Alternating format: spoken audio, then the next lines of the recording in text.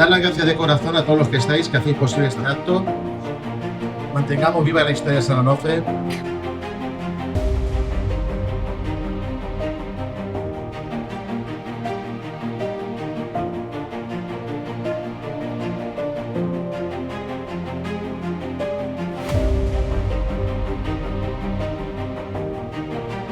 Muchísimas gracias y a seguir trabajando por nuestras tradiciones y nuestras culturas.